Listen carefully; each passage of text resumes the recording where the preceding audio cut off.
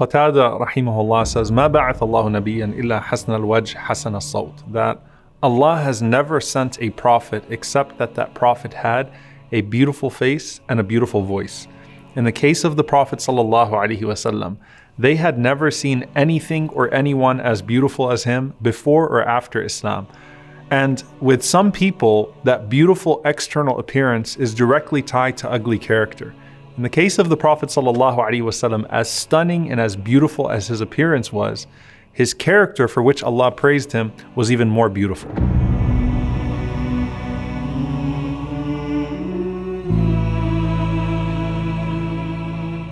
Abdullah ibn Rawaha radiyallahu ta'ala anhu, he describes the presence of the Prophet sallallahu alaihi wasallam. He says, "لو لم تكن فيه آيات مبينة كانت بداهته تنبيك بالخبر." That if the Prophet sallallahu alaihi wasallam had nothing but his presence, if he didn't recite anything, if he didn't say anything, you would look at him and you would already know that there was something divinely beautiful about him. And that's why you find all of these stories of people that embraced Islam just by looking at the Prophet sallallahu alaihi wasallam. Abdullah ibn Salam radiyallahu ta'ala anhu, who was the chief rabbi of Medina before the Prophet sallallahu alaihi wasallam arrived, when he went out to see the Prophet sallallahu alaihi wasallam, before he said a single word, he said, "I looked at his face and I knew that this face, laysa biwajhi kadhab." This is not the face of a liar. The Prophet ﷺ is described in the Shama'il, in the books of description, from head to toe alayhi salatu wassalam. And one of the ways that he's frequently described is as being more beautiful than the moon. كان رسول الله صلى الله عليه وسلم فخما مفخما يتلألأ وجهه تلألؤ القمر ليلة البدر. The Prophet ﷺ had an awe-inspiring appearance. His face was more radiant, more beautiful than the full moon on the darkest night. And when you think of the desert and how amazing and awesome and awe-inspiring the full moon looks in the desert, and you think about this narration of Anas ibn Malik radiyallahu anhu, where he says that there was one night that I actually wanted to compare. I looked at the full moon and then I looked at the face of the Prophet sallallahu alaihi wasallam, and I asked myself which one is more radiant, and I came to the realization that the Prophet ﷺ's face was more radiant, was more beautiful than the full moon in the desert. And the full moon is not just beautiful, it's so captivating you can't look at anything else. As for everything else about him sallallahu alaihi wasallam, it was perfectly balanced. Remember, Allah Azza wa Jal describes Jibreel alayhi salam as coming to Maryam alayhi salam in the form of a perfectly symmetrical man, basharan sawiya. With the Prophet sallallahu alaihi wasallam, everything was perfectly set. He wasn't too tall, nor was he too short. His skin was not too light, nor was it too dark. He was azhar al-lawn. He had a bright skin color, but at the same time, the Prophet ﷺ was not pasty white. His face was not too round, nor was it too narrow, but it was closer to being round, sallallahu alaihi wasallam. Now, if you're looking at the Prophet sallallahu alaihi wasallam, and I want you to imagine standing in front of him, alayhi salatu wasalam, the first thing you're going to do is you're going to connect with his eyes, sallallahu alaihi wasallam. And Ma'bad radiyallahu anha says that the Prophet ﷺ's eyes had a perfect contrast. The black was exceedingly black in his eyes, and the white was exceedingly white. His eyelashes, alayhi salatu wasalam, were so long that it looked like they naturally had kuhul, they naturally had an eyeliner on them. And they were always moist from his tears, sallallahu alaihi wasallam. He had these large curved eyebrows, and they were full, and they almost connected, but there was a beautiful space right between them where the light would shine. Azim al-hama. The Prophet ﷺ is described as having a prominent forehead. And in his forehead, there was a vein that would only show when he became upset, sallallahu alaihi wasallam. As for his nose, alayhi salatu wasalam, was not flat, nor was it too pointy. But the Prophet ﷺ had a finely sloped nose. And they described it as having a unique glimmer to it. So it shined in a way that when you were away from him, sallallahu alaihi wasallam, you might have assumed that it was larger than it actually was. But when you came close to him, you realized that it was just the shine of his nose that made it so prominent.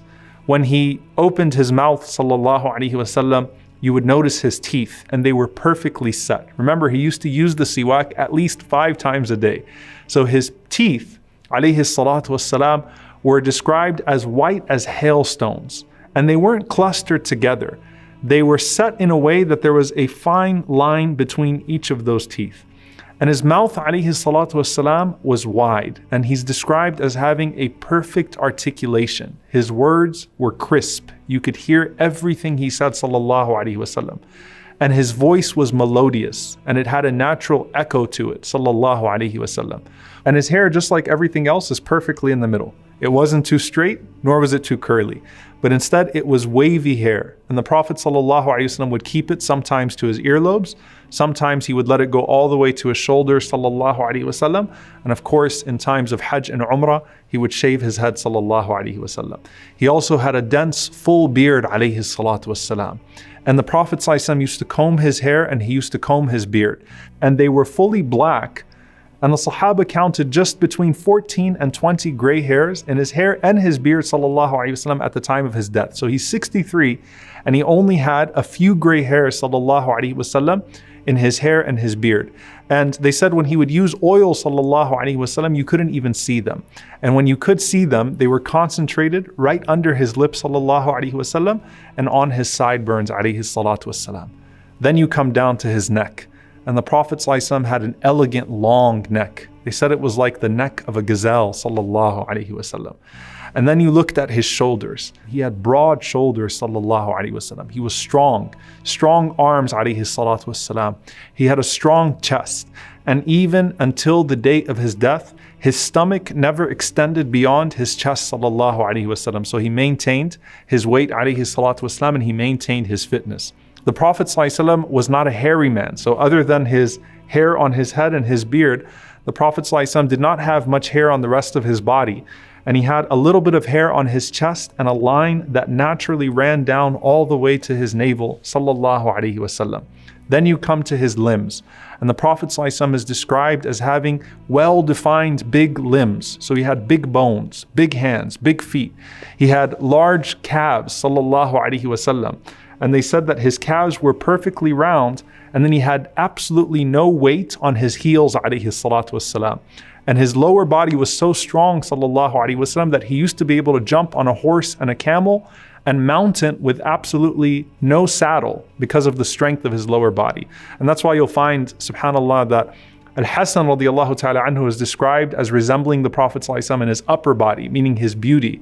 Al-Husayn radiallahu ta'ala anhu is described as resembling the Prophet ﷺ in his lower body because of his strength. He was a warrior radiallahu ta'ala anhu, like his grandfather sallallahu alayhi wasallam. Despite that, Anas ibn Malik radiallahu ta'ala anhu says that his hands and his feet were smoother than silk, and water would slither right off of the hands and the feet of the Prophet sallallahu alaihi wasallam. And he had a beautiful scent, alayhi salatu wassalam. He would sweat perfume, sallallahu alaihi wasallam. When you smelled his sweat, it smelled good. And if you shook the hand of the Prophet sallallahu alaihi wasallam, you would maintain the scent of his hand on your hand for days after meeting him, sallallahu alaihi wasallam. He had the best of breath, sallallahu alaihi wasallam. And when you saw him from afar, his appearance would strike you. And then when he came close to you, his beauty would overwhelm you in a way that you couldn't stare at him, sallallahu alaihi wasallam. Al-Bara radiallahu ta'ala anhu said, Wallahi, I went out one night and I saw the Prophet sallallahu alaihi wasallam in this red garment. And it was a red hulla from Yemen, his favorite garment to wear on occasions. And he said, I have never seen a sight more beautiful than the Prophet sallallahu alaihi wasallam on that night. Abu Hurairah radiallahu ta'ala anhu said, when I saw the Prophet sallallahu alaihi wasallam, he was so perfectly set, it was as if he was molded in silver, sallallahu alaihi wasallam. And the most famous thing about the Prophet sallallahu alaihi wasallam was his smile. He always was smiling, sallallahu alaihi wasallam. Subhanallah, in sadness and happiness, he always had a smile on his face, sallallahu alaihi wasallam. And Ka'b ibn Malik radiallahu ta'ala anhu said that إِذَا surra, when he was happy, then his face would become even more radiant, sallallahu alaihi wasallam. And I want you to just capture this for a moment. How is it that the Prophet ﷺ smiled so much, yet he's also described as mutawasil al-ahzan, as always being in a state of grief, as da'im al-fikra, as always being in a place of deep thought. Laysa lahu raha, he never had a break, sallallahu alaihi wasallam. He always was carrying so much. And this goes to the khuluq, the character that Allah talks about in the Quran, that some people, you would think that they're aghniya, you would think that they have absolutely nothing going on because of the way that they carry themselves. But smiling is a sadaqah, it's a charity. And with the Prophet ﷺ, there was no man that smiled at his ummah more than the Prophet ﷺ, but at the same time, there was no man that wept for his ummah than the Prophet ﷺ. So during the day, in order to bring joy to the people, he smiled ﷺ at them, and that was from his generosity. And during the night, there was no man that would cry more than him ﷺ in front of his Lord, also to bring joy and happiness and relief to his blessed ummah. صلوا عليه صلوا عليه صلى الله عليه وسلم